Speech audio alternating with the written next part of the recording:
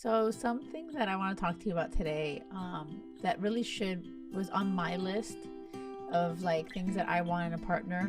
I didn't want an addict.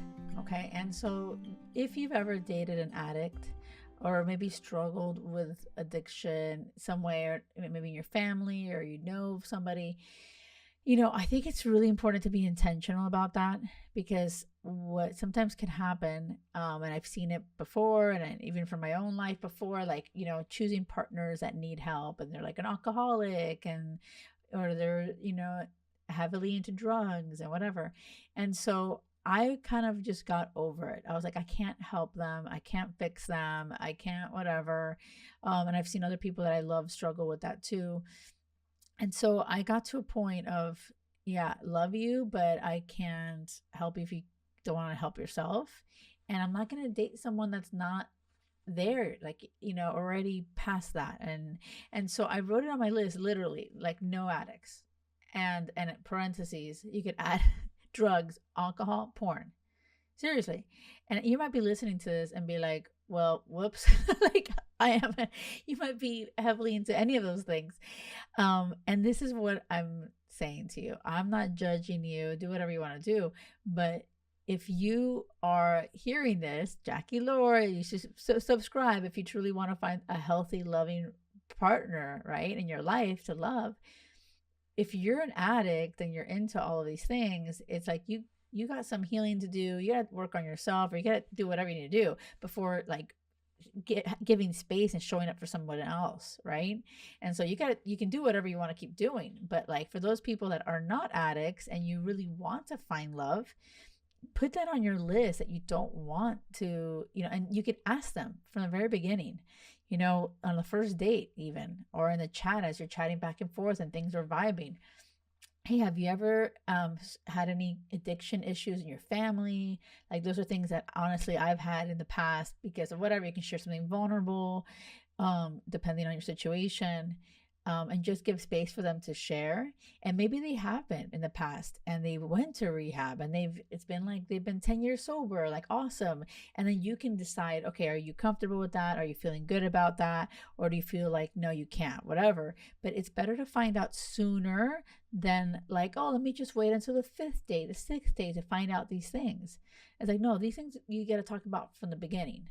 And like, if they have an issue with that question, if they're like, oh yeah, like porn, like are you in, like do you watch that a lot? And if they're like, what is this question? I don't like to this question. I'm like, well, what are you freaking hiding? Like that's weird, right?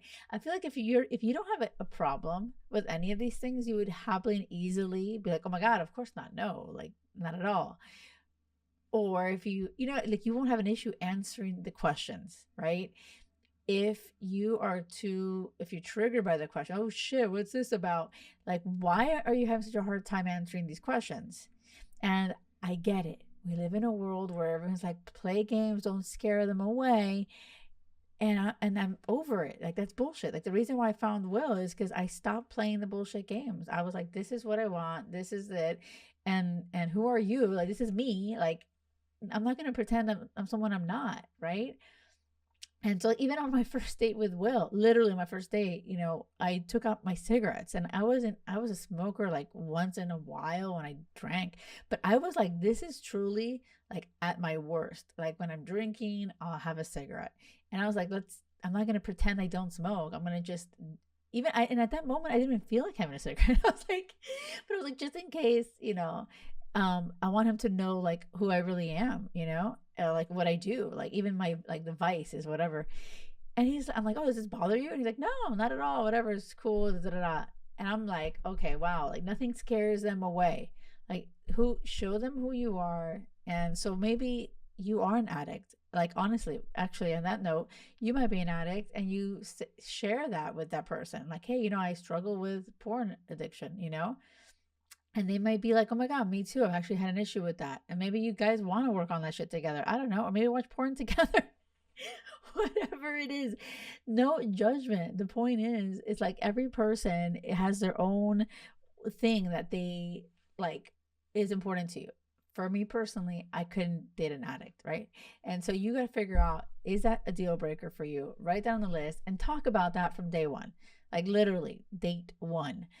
Worst case scenario, if you really feel uncomfortable bringing it up, bring it up on the date 2. Okay, if it gets a date 2. All right. Let me know if this is resonating with you. Let me know if you're like, oh shit, I'm a little bit like not feeling good about that, but I'll do it. Let me know if you are an addict. Do you need like have you dated other addicts, or maybe you don't feel comfortable sharing it? And maybe whatever you want to share with us, do it. Okay. I so appreciate you listening. I appreciate you guys always in the comments. I always read everything you guys say. And so remember, okay, do not settle for any bullshit. It has to be crazy love or nothing. Until next time. Thank you.